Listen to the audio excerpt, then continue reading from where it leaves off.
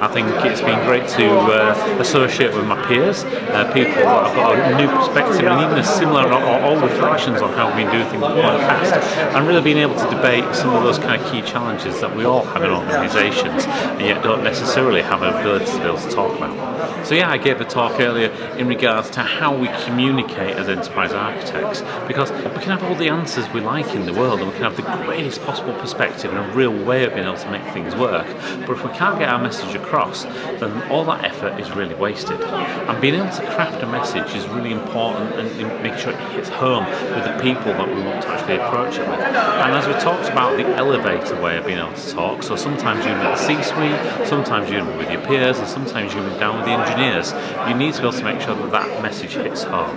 And by doing so, if you have a really good structure about how you go about these messages, then you'll have a better chance of making sure that that message is received, understood and actioned. So this isn't my first conference. I've actually been a returning member. I've been a member of the British Computer Society for probably about 15, 16 years now, and for me it's given great value in my career, and for me it's a way of being able also to give back to the community, because at the end of the day we are all volunteers when it comes down to helping at the British Computer Society, and what we can do is try and help other people in their careers and in their challenges in their organisation, I think is a really good thing for the whole of the computing industry.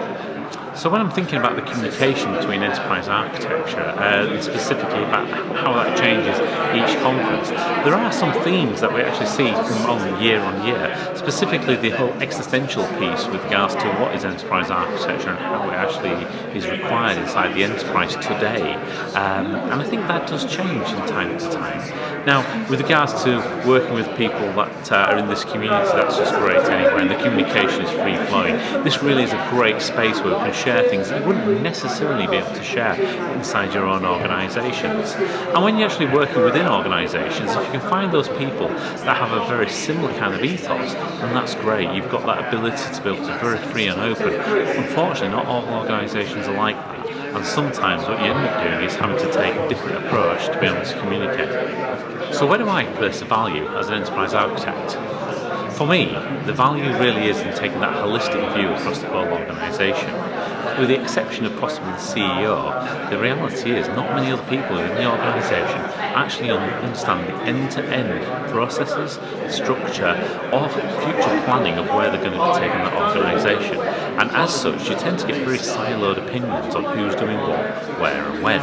Now these opinions kind of get brought to the fore in a variety of different formats, whether that's from departmental meetings or whether that's into board meetings. And having that universal view that looks across the entire organisation means that we can actually then give an opinion or a recommendation based on what we see across the organisation as well. And this can be valuable to the C-suite and especially to the CEO if he takes advantage of that capability. So when it comes down to thinking about what an enterprise architect's role is and who needs to understand it, I mean, it would be great if everybody really understood it straight from day one. The reality is we probably live in a world where that's not necessarily the case, and enterprise architecture is still a misunderstood subject across a whole facet of different areas that a business operates in. Now, this doesn't mean that an enterprise architect is in a misunderstood role or is in a position where he is disempowered because of this. With a good enterprise architect, what you should be able to do is use the different tools, techniques and capabilities that you have that draw within the different departments that you're working with. So for an example of this, you're talking to the business development department, then you use business development language. You're talking with the risk department, you talk about risk management, risk methodologies, maybe you talk about COVID. If you're working with the operations department, then use operational language. And I think part of the success of a good EA is being able to tailor his own language and his own approach to actually match that of the people he's talking to, rather than expect the people to understand what he's talking about, or she.